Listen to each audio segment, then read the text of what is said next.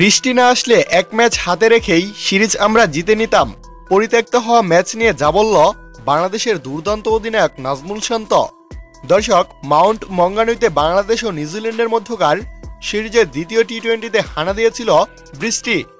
11 ওভারে 2 উইকেটে কিউইরা 72 রান তোলার পর নামে বৃষ্টি।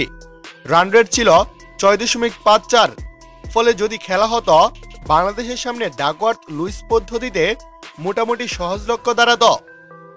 লক্ষ্যটা হতো এমন, 10 ওভারে টাইগারদের লক্ষ্য হতে পারত 85 রান। আর যদি সেটাও সম্ভব না হতো তবে 5 ওভারে 46 রান তারা করতে পারলে বাংলাদেশ জিতে যেত এই ম্যাচটি। কিন্তু সহায় হয়নি ভাগ্য।